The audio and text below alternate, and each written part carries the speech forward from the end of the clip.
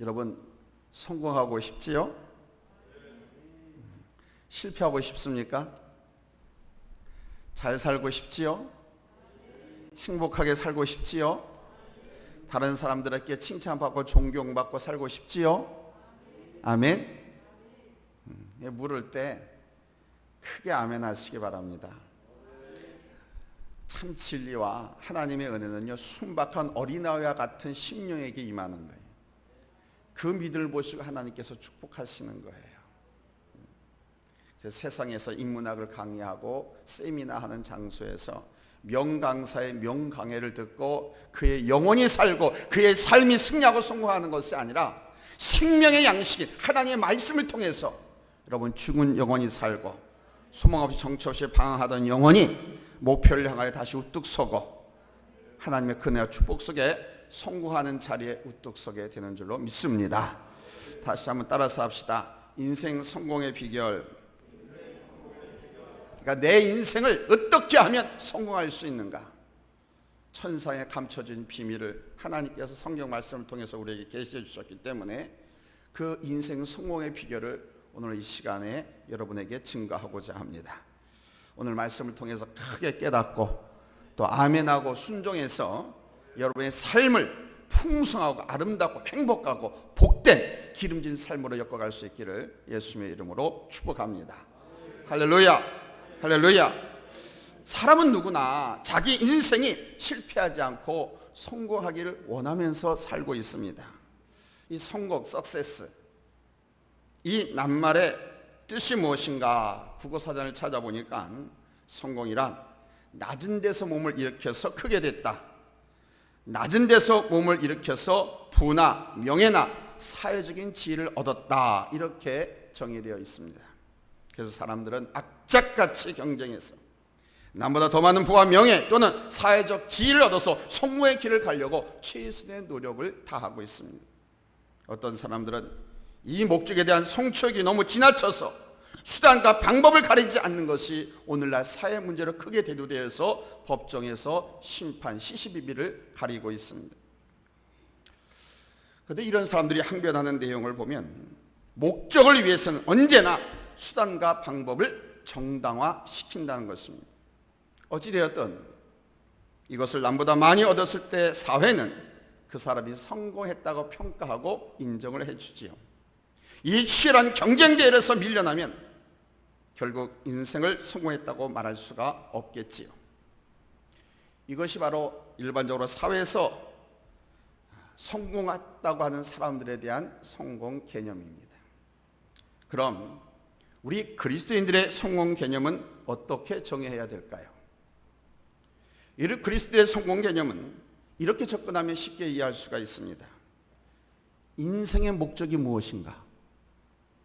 인생의 목적, 내 삶의 목적, 이 삶의 목적이 성공의 목적이다, 이렇게 보시면 돼요. 따라서 합시다. 인생의 목적이 성공의 목적이다.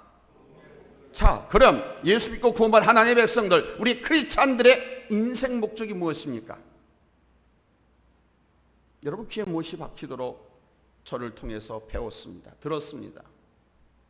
그런데 우리는 이걸 잊고 살아요. 그래서 인생을 성공하지 못하고 성공하는 길에 들어서지 못하고 있어요.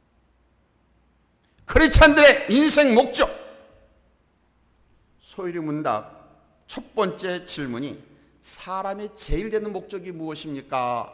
인생의 제일 되는 목적이 뭡니까? 라고 묻습니다.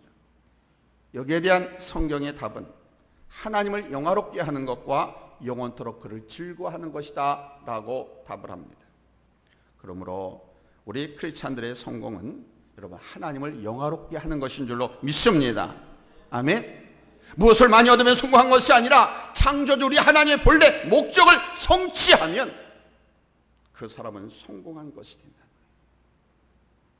하나님께서 우리 이 땅에 보내실 때 하나님께서 그 많은 사람들 가운데서 택하여서 성상교회 장로로, 집사로, 권사로, 성도로 하나님의 자녀로 세워주셨을 때는 목적이 있었습니다. 그 목적이 비루하게 살고 실패하게 살고 망하며 살라고 부르신 것이 아닙니다.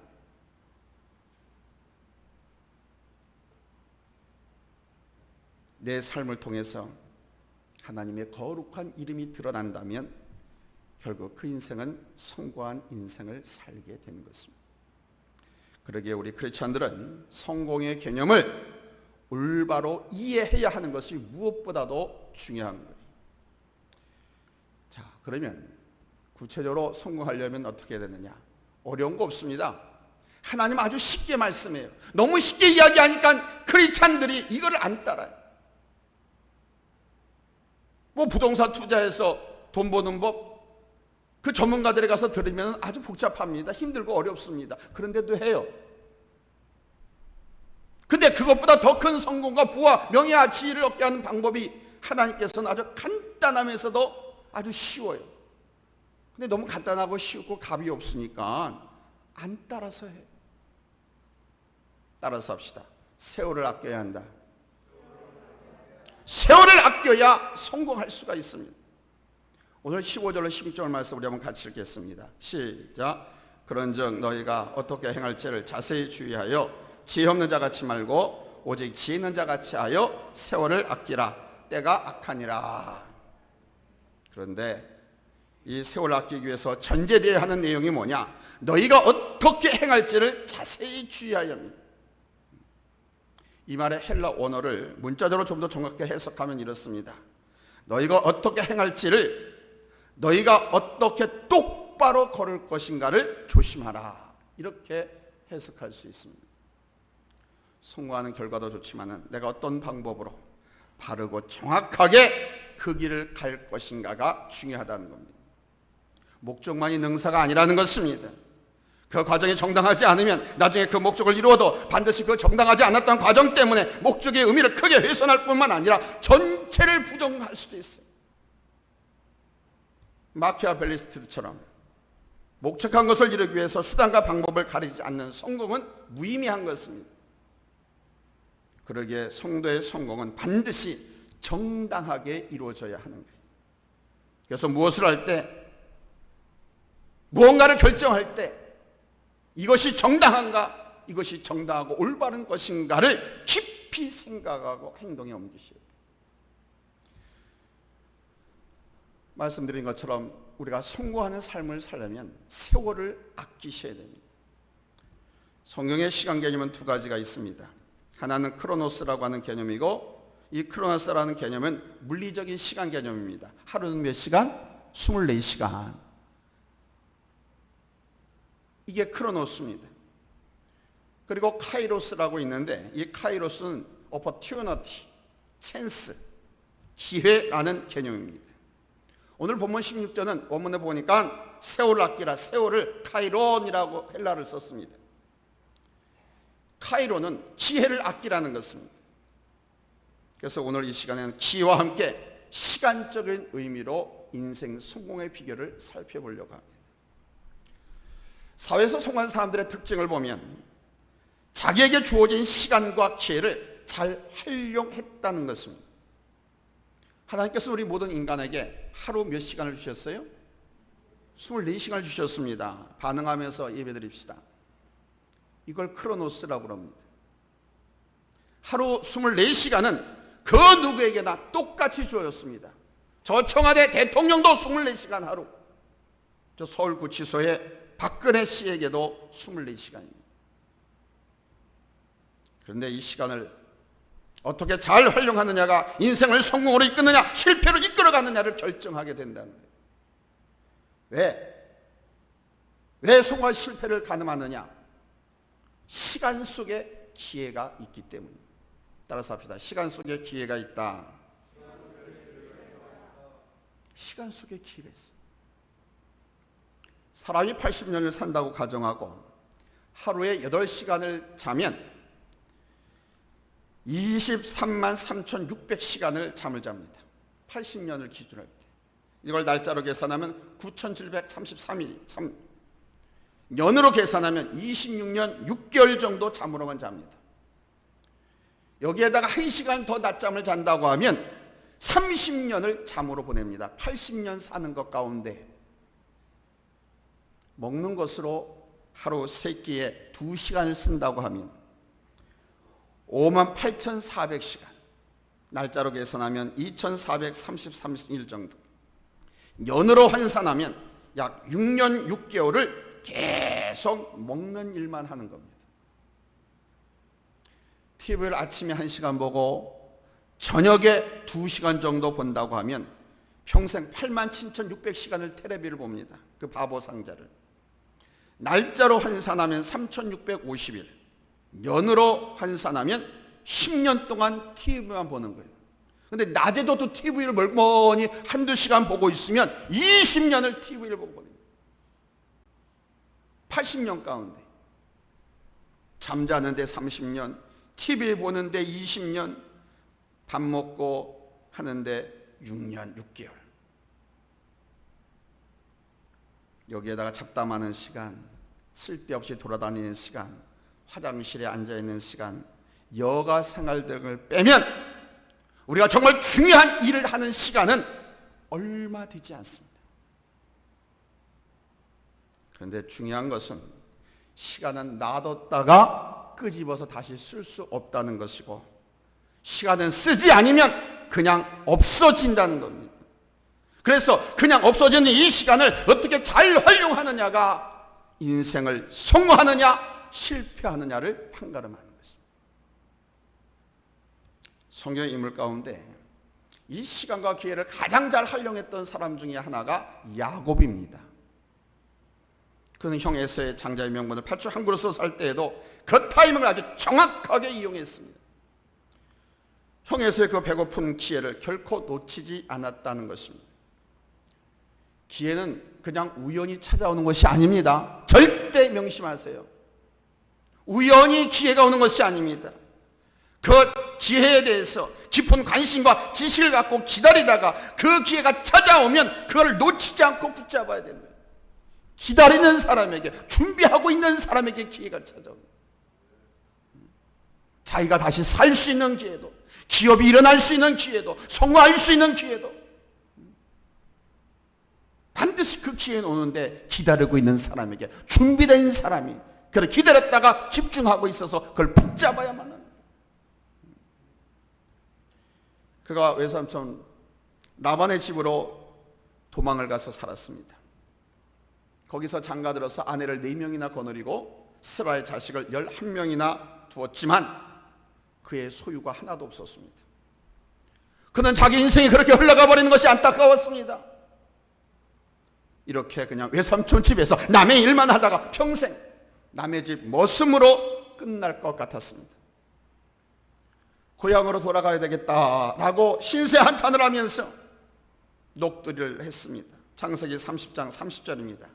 내가 이렇게 살다가 어느 때나 내 집을 세울까? 자기 땅 한 평도 없고 자기 가축 한 마리도 없고 자기 집도 없다 이거예요. 이때 고민하는 이 조카 야곱을 보고 외삼촌 라반이 물었습니다. 야곱아, 뭘 그렇게 고민해? 내가 너 뭐 어떻게 해줄까?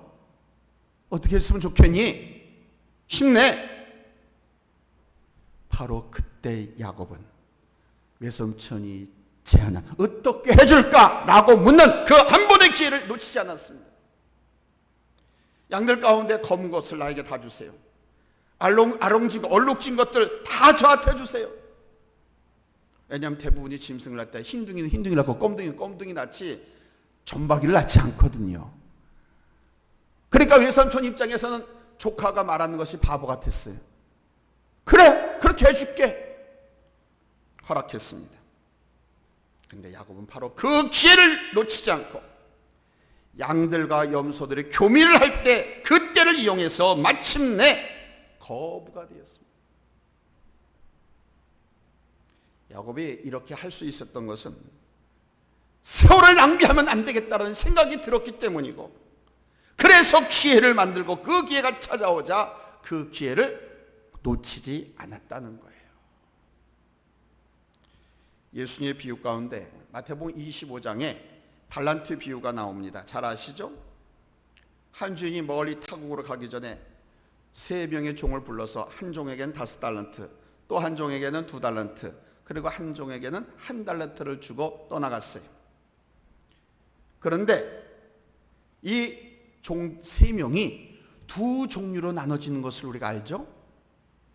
5달란트 받은 종과 2달란트 받은 종은 즉시로 가서 장사를 하고 사업을 했습니다. 그래서 많은 걸 남겼어요. 근데 1달란트 받은 종은 이거 잘못하다가 이것마저 다 잃어버리면 어떡하지 하면서 땅 속에다 묻어뒀습니다. 여러분 결론 너무도 잘 압니다. 나중에 주인이 와서 세 종을 불러놓고 결산을 하죠. 그런데 땅 속에 1달란트 받아서 그대로 묻어놨다 그대로 내놓은 그 1달란트 받은 종을 우리 예수님은 악하고 게으른 종이라고 하면서 책망을 하고 그 1달란트마저 빼앗아서 2달란트, 4달란트 종들에게 나눠줍니다. 왜 1달란트 받은 종을 책망을 했느냐? 사실 그는 몽땅 잃어버린 사람들보다 나아요. 근데 그 비유에는 몽땅 잃어버린 사람이 아무도 없어요. 2달란트, 5달란트, 1달란트지. 근데 예수님께서는 왜 책망했느냐? 그 행위가 악하고 게을렀기 때문입니다. 이식을 못 남겼거나 열매를 맺지 못하고 또 열매를 맺으려고 이식을 남기려고 활동하지 않고 장사를 하지 않고 사업을 하지 않은 그것 자체를 악하고 게으르다고 본 겁니다. 그래서 책망한 거예요. 실패할 수도 있지요.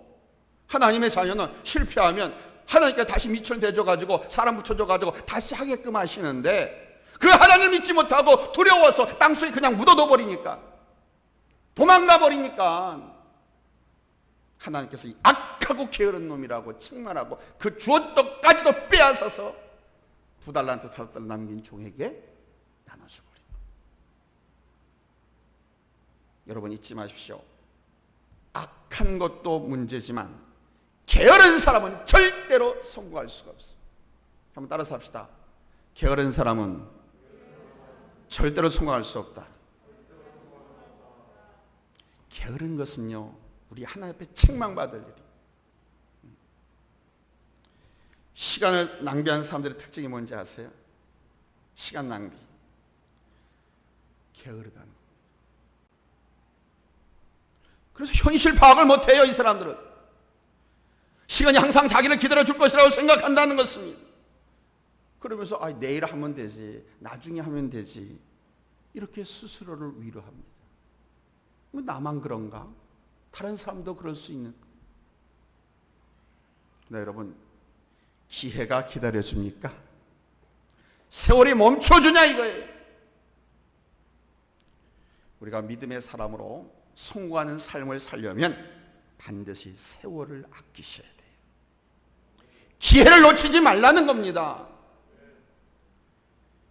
바라기는 오늘 이 예배 참석하신 여러분 모두가 쓸데없는 일에 인생을 낭비하지 않기를 바랍니다.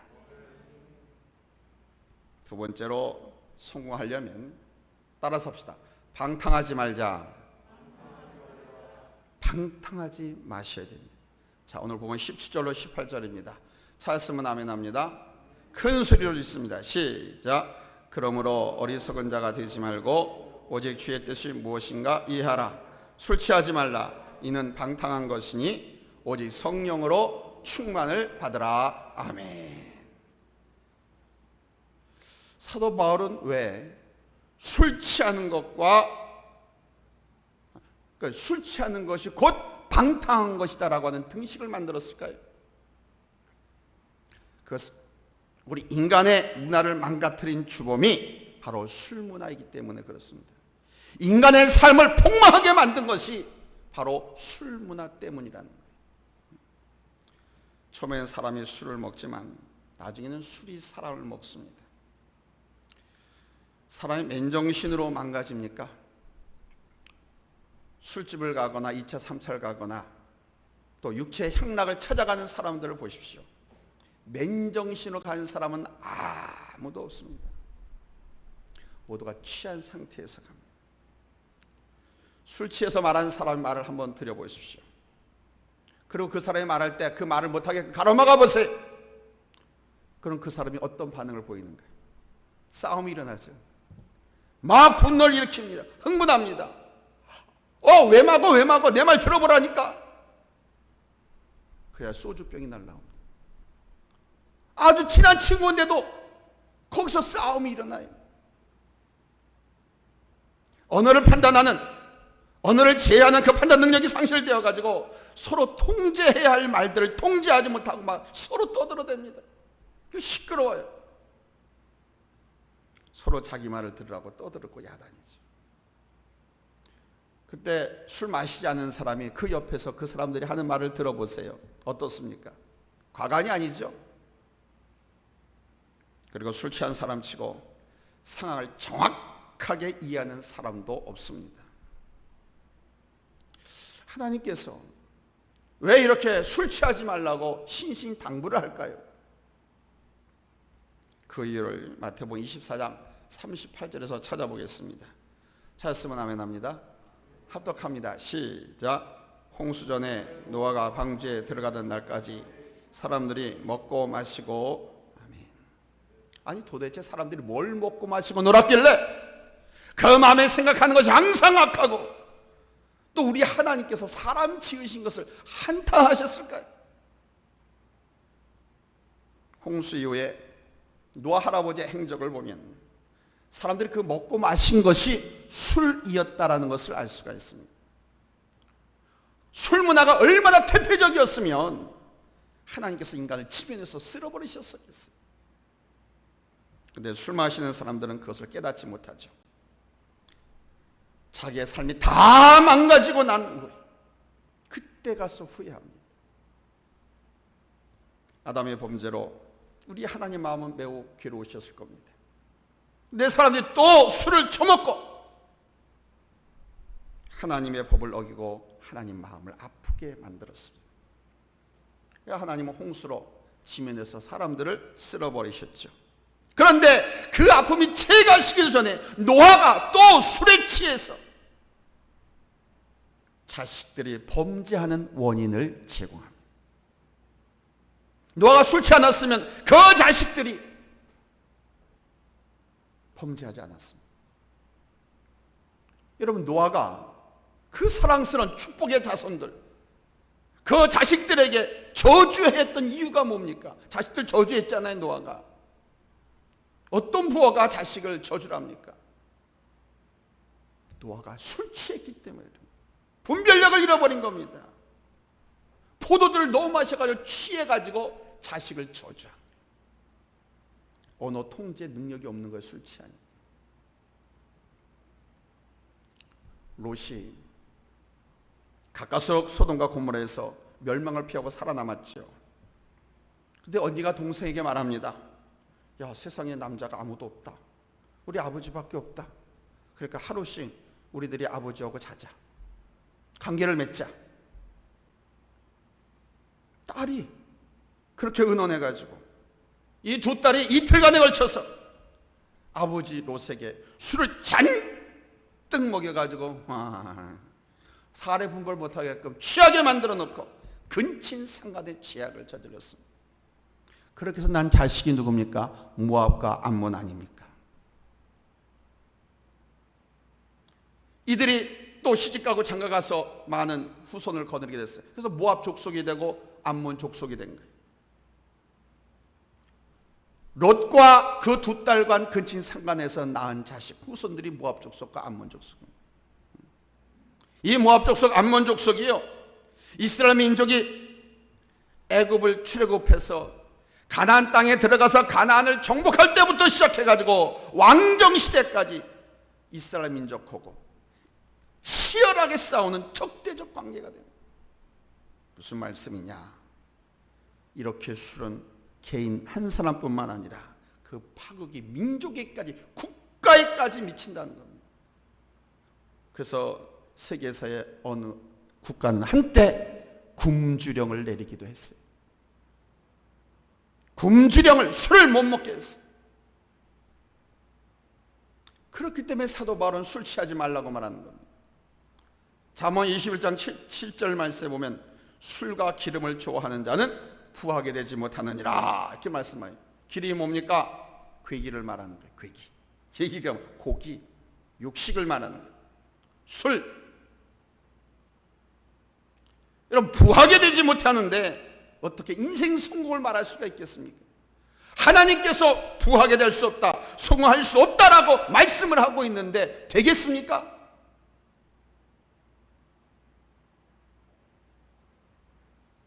또한 잠언 23장 35절 말씀 우리 한번 같이 읽겠습니다. 찾았으면 아멘 합니다. 합독합니다. 시작. 내가 스스로 말하기를 사람이 나를 때려도 나는 아프지 아니하고 나를 상하게 하여도 내게 감각이 없도다. 내가 언제나 깰까 다시 술을 찾겠다 하리라. 두들겨 맞아도 아픈 걸 몰라. 술 취하면 누군가 나를 욕하는 것만 귀에 들어와 가지고 싸워. 옳은 소리 좋은 소리 해주는 거 하나도 못 알아듣고 그거를 곡해해서 들어가지고 싸워. 그래서 인생을 망치게 됩니다. 예수님도 말씀했습니다. 너희가 술 취하면 마음이 둔해져 가지고 예수님의 재림의 때를 잊어버린다. 그래서 술 취하지 말라고.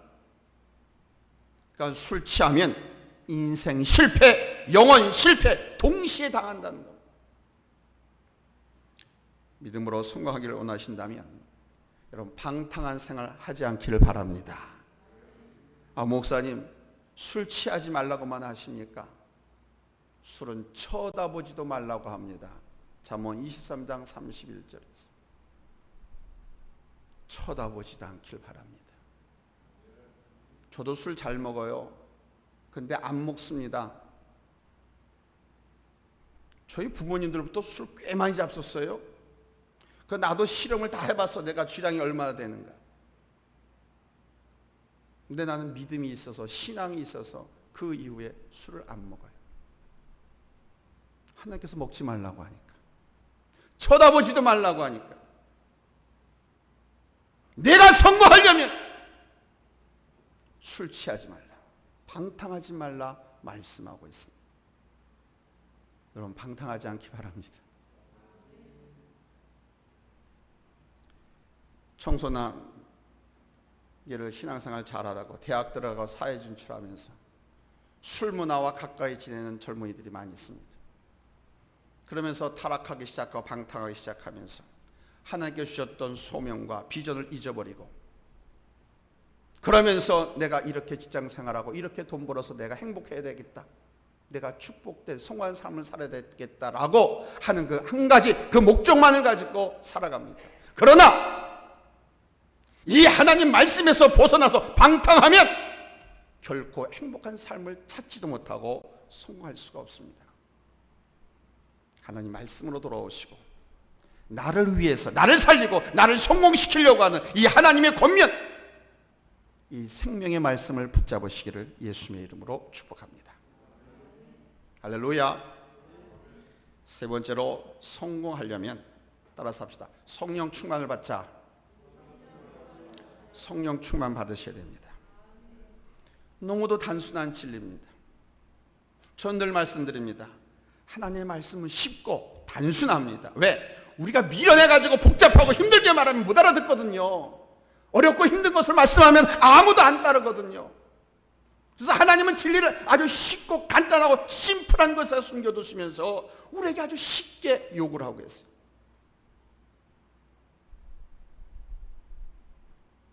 법관이 되려고 하면 육법점수를 다 외워야 되잖아요. 고위직 행정공무원이 되려고 하면 모든 것을 다 공부를 해야 돼. 많이 배워야 돼. 얼마나 어렵고 힘든지 몰라.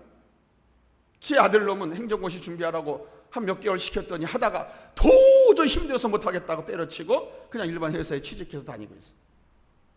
어려워요. 그런데요, 하나님의 말씀은 인생 성공 비결은 너무도 간단하고 너무도 쉬워요. 말씀드렸죠. 어렵고 힘들게 얘기하면 아무도 안 따르니까. 이렇게 우리 하나님은 자상하신 분이에요. 이렇게 우리를 사랑하시고 우리 배려하시는 분이에요. 그런데도 외면하고 살 겁니까? 그런데도 도망갈 겁니까? 말씀의 성사에도 도망갈 겁니까? 도망가면 요나처럼 되는 거예요. 엄청난 큰 환란과 폭풍 속에 완전히 뒤집어지고 나서 거기서도 깨닫지 못하면 그냥 죽는 거예요. 망가지는 거예요, 인생. 세 번째는 우리가 성공으로 이끌려면 뭘 받아야 한다? 성령 충만을 받아야 한다. 교회에서 목사님들이 뻔히 하는 말씀입니다. 성령 충만이 인생 성공 비결의 사실은 첫 번째예요. 저는 오늘 세 번째로 말씀을 드리지만, 본문 18절 말씀 우리 한번 다 같이 읽겠습니다. 찾았으면 아멘 합니다. 큰 소리로 읽습니다. 시작. 술 취하지 말라. 이는 방탕한 것이니 오직 성령의 충만을 받으라. 아멘. 앞절은 이미 두 번째 항목에서 말씀드렸으니까 세 번째, 성령 충만을 받아라. 이게 너희가 인생 성공하는 비결이다. 성령 충만과 술 취함, 성령 충만, 술 충만을 비교하고 있습니다. 왜 그러냐? 성령 충만과 술 충만은 취하면 현상이 비슷하기 때문에. 그런데 결과적으로는 아주 극단적인 하늘과 땅 차이만큼 차이가 있습니다. 알코올에 취하면 인생이 망가지지만 성령에 취하면 여러분 인생은 성공하는 줄로 믿습니다. 따라서 합시다. 알코올에 취하면 망가지지만 성령에 취하면 성공한다. 아멘. 이게 성경에 있는 말씀인데 이용수 목사가 멋진 격언처럼 만드는 거예요.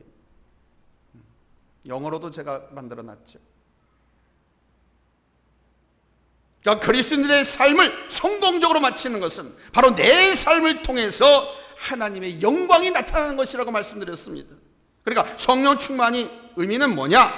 성령 충만하면 내 마음과 내 뜻대로 사는 것이 아니라 하나님의 뜻을 구하고 하나님의 기쁨을 위해서 내가 살고 그분에 의해서 살아간다는 거예요. 성령 충만하면, 성령이 하나님이시니까 이 성령이 충만하면 이 성령이 하나님의 뜻대로 나의 삶을 인도하고 결정을 유도하고 나의 행동을 그쪽으로 이끌어간다는 거예요. 그 지경이 돼야 돼요. 그래야 성공한다. 분명히 기억할 것은 이 성령 충만은 바로 오늘 실패한 자들에게 주시는 우리 하나님의 찬스요, 축복이라는 것을 잊지 마십시오. 다시 한번 우리에게 기회를 주시는 거예요. 이 말씀은 제자들의 삶을 보면 절대적으로 성령 충만의 필요성을 우리가 알게 됩니다. 베드로 예수님의 십자가를 지시할 것을 말씀하시자 뭐라 했습니까? 아니 주님 무슨 말씀을 그렇게 하십니까? 절대로 그러면 안 됩니다. 절대로 그런 일은 일어나지 않습니다 라고 장담을 했습니다. 한술 더 떠서 다른 제자들은 다 주님을 버리고 배신하고 떠날지라도 나는 절대로 떠나지 않겠습니다. 배신하지 않겠습니다. 주님 죽는 그 자리도 따라가겠습니다 라고 장담을 했습니다. 근데 정작 우리 예수님이 겟세마네 동산에서 로마 군인들에게 붙잡히자 베드로는 나 살려라! 예수님 보호하고 대신 싸울 생각도 하고 그냥 주렐랑을 치죠. 그러다가 일말에 양심이 남아가지고 예수님이 잡혀있는 대제사장 가야바의 뜰을 이렇게 살피며 기웃거립니다. 그때 그 대제사장 가야바의 계집 중 하나가 베드로를 떠묻더니 당신도 저 예수하고 같이 있었던 그 사람들 아니냐고. 베드로는 깜짝 놀라가지고 탈로 날까봐 잡힐까봐 무슨 소리야? 예수가 누구야? 나 예수 몰라. 세 번을 부인하고 저주했습니다. 세 번 부인하고 저주하니까 닭이 꼬끼요 하고 그랬어요. 근데 그 꼬끼요라고 우는 그 닭 소리에 베드로가 깨닫고 밖으로 뛰쳐나와서 대성통곡을 합니다. 주님이 그렇게 말씀하셨는데 내가 왜 그걸 마음에 담고 있지 못하고 이렇게 똑같이 실패할까? 자신의 나약함, 자기 마음 먹었던 거, 호언장담한 것조차도 지키지 못하는 자기의 그 나약함, 신앙, 그 실패를 인정을 했습니다. 우리 주님께 의심 많은 도마, 이 제자의 경우도 마찬가지죠. 공교롭게도 우리 예수님께서 부활하신 후 제자들에게 나타났는데 주님께서 나타나실 그 자리에 도마가 없었어요. 그래서 외출하고 돌아보니까 그냥 다른 제자들이 주님이 살아오셨다, 주님이 부활하셨다, 우리가 만났다, 여기 오셨어 막 흥분하고 난리가 났습니다. 그러니까 그들의 말을 보면 제자들이 한두 사람이 그렇게 얘기하는 게 아니거든. 그러니까 예수님의 부활은 확실했습니다. 그런데 도마는 그 사실을 믿을 수가 없었어요. 그래서 그 많은 제자들 앞에 말합니다. 예수님 안 계신데 내가 그 손의 못자국을 만져보아하고 그 옆구리에 창 찔렸잖아요. 손을 넣어서 확인하기 전에 나는 못 믿겠다. 그렇게 말했어요. 그런데 그런 도마에게 나중에 우리 예수님이 나타나시잖아요. 그러면서 그가 한 말 그대로 만져봐라. 그때 예수님이 안 계셨었는데? 집어넣어봐. 네가 그랬잖아. 그때 예수님이 안 계셨는데? 근데 예수님은 영적 존재로 계시기 때문에 다 듣고 계셨던 거예요. 확인시켜 주셨습니다. 당신이 부활하신 실체 예수 그리스도시라는 것을. 그런데 이해할 수 없는 것은 제자들이 그렇게 부활하신 다시 살아나신 예수님을 눈으로 확인했음에도 불구하고 고향으로 돌아가서 어부의 일을 하겠다고 나선 것입니다. 사역의 현장에 사역을 놓고 다 본래 자기 업으로 돌아가겠다고 나서버린 거예요. 비들을 외시한 제자들도 예수님의 부활을 목도했고 도마는 주님을 직접 만나봤고 거기서 털썩 무릎고 그랬잖아요. 만져보고 나서 손을 집어넣고 나서는 얼마나 의심이 많고 얼마나 확인하기를 좋아하는 사람이었으면 주님이 그냥 말씀만 하셔서 지 앞에 나타나서 믿어야 될 거 아니에요. 집어넣고 나서는 털썩 아이고 나의 주님이시고 나의 예수님 나의 하나님이십니다 이렇게 고백을 했어요. 그런데 그렇게 고백했어도 불구하고 그들의 삶은 전혀 바뀌지 않았죠. 자, 그렇다면 여기서 베드로의 그 고백, 호언장담했던 고백, 그리고 도마의 오 주님, 나의 주님이시고 나의 하나님이시다라고 하는 이 고백, 거짓이었을까요? 아니죠. 그들의 고백은 정말 마음에서 우러나오는 진심이었을 것입니다. 그러나 그들은 자기들의 그 고백, 자기들의 그 신앙, 그 말을 지속적으로 지킬 수 있는 능력이 없었습니다. 왜? 성령을 다 잃어버렸기 때문에. 성령이 다 자기의 영혼에서 다 빠져나갔기 때문에 자기들의 말을, 자기들의 혼장담, 자기들의 신앙을 지속적으로 지킬 수가 없었습니다. 근데 여러분, 그 제자들의 문제를 하나님께서 뭘로 해결해 주신지 아세요? 성령을 부어주심으로 해결해 주셨습니다. 아멘. 실패하고 사명을 놓았던 그들을 우리 하나님께서는 성령을 부어주심으로 그들의 문제를 해결해 주셨다는 사실. 그렇게 자기 자신의 말과 행동에 책임을 지지 못했던 사람들이 오순절 마가의 다락방에서 성령 충만을 결단하고 나서는 180도 완전히 달라지지 않습니까? 패배주의에 젖어있던 제자들이, 보신주의에 숨어있던 제자들이 거리로 뛰쳐나가서 담대하게 복음을 전하고 실패로 위축되었던 그들의 행동은 많은 사람들 앞에서 보란듯이 예수의 이름으로 은과 금은 내게 없거니와 나사렛 예수의 이름으로 명하노니 일어나 걸으라. 아멘. 권사님,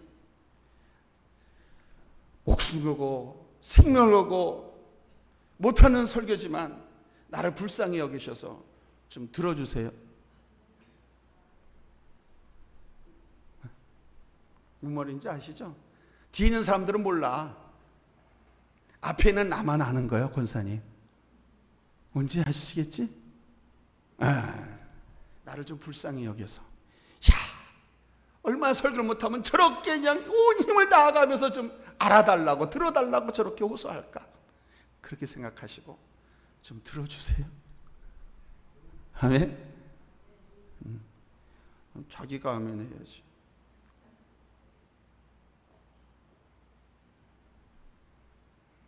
나사렛 예수의 이름으로 명하노니 일어나 걸어라 하고 기적을 일으킬 만큼 능력의 사람들로 변화됩니다. 성령을 받고 나서. 더 나아 그들은 예수 그리스도의 이름을 위해서 능력받는 일에 자신들을 합당한 자로 여기면서 오로 기뻐했다, 자원했다라고 밝히고 있습니다. 여러분, 어떻게 제자들이 이렇게 바뀌게 됐습니까? 제자들이 이렇게 180도 바뀐 그 원동력이 무엇입니까? 모두가 다 성령 충만이었습니다. 성령 충만은 이렇게 육체적인 삶에서 영적인 삶으로 바꾸는 능력이고, 성령 충만은 이렇게 실패하는 삶에서 승리하는 삶으로 바꾸는 영적 능력입니다. 아멘. 여러분의 믿음을 한번 돌아보시기 바라요. 마음이 없어 못합니까? 우리 세성전 건축을 하려고 건축 헌금을 작정한 지 2년이 넘었어요. 그렇죠? 그것도 많이 하셨어요. 근데 아직도 못하신 분들도 있어요. 마음이 없어서 못합니까?